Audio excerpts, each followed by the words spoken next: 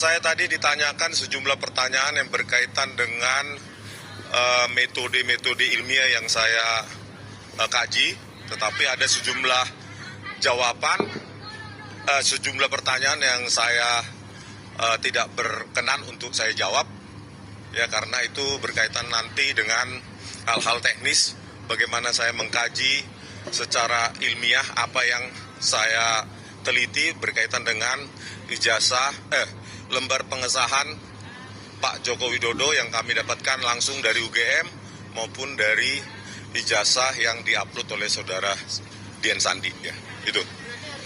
Menurut saya layak. Kenapa layak? Kalau memang huruf itu ternyata berbeda dengan yang lain, berarti ada pemalsuan. Struktur wajah. Kalau ternyata foto itu bukan wajahnya Pak Jokowi, gimana dong? Ayo. Kalau ternyata berarti palsu dong.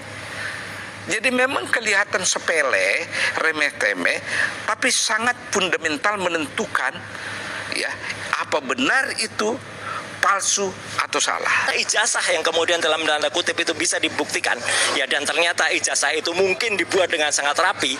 Kita sangat mempertanyakan kenapa bisa UGM mengeluarkan ijazah dengan skripsi yang abal-abal semacam itu. Jadi skripsinya saya katakan abal-abal ya. Saya Dr. Respon sudah memeriksa sendiri, bahkan sudah kita lakukan uji fisik dan uji forensik terhadap skripsinya gitu. Dan jelas sekali bahwa skripsinya itu banyak sekali kesalahan, banyak sekali keganjilan, termasuk tidak ada lembar pengasahan. Nah, saya pikir pertama yang harus kita dudukkan bukan pihak kami ya, tapi di rakyat Indonesia. Karena apa yang kami lakukan sebenarnya tidak sedang mewakili pribadi ya, terutama klien kami ya Pak Roy Suryo, Risman Hasiholan dan yang lainnya.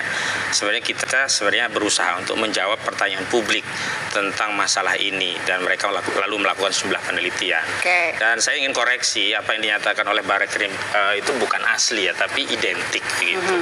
Beda antara identik dengan otentik. Kenapa demikian? Karena proses yang terjadi itu kan baru mengumpulkan bukti yang menjadi bagian dari bukti-bukti lain. Kalau kita kembali ke pasal 184 KUHP, dokumen itu kan hanya satu bukti. Masih banyak bukti lain yang akan dikonfrontir dengan dokumen tadi. Apakah bukti yang lain menguatkan dokumen tersebut atau justru bukti yang lain, misalkan keterangan saksi, keterangan ahli dan yang lainnya justru bertentangan. Itu kan masih lama dan ini prosesnya di pengadilan.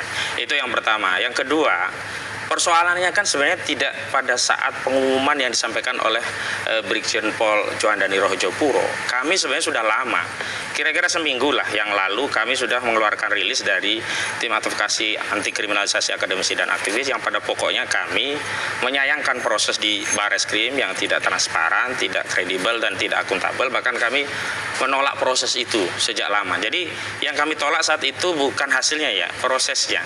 Kenapa? Karena prosesnya patut diduga justru hanya akan melegitimasi ijazah itu. Kenapa? Ada dua pertimbangan. Pertimbangan yang pertama, aduan dari TPUA, Tim Pembela Ulama dan Aktivis itu sebenarnya sudah masuk di Desember 2024. Tidak diberi nomor LP, hanya diarsip di Dumas dan tidak pula ditindaklanjuti.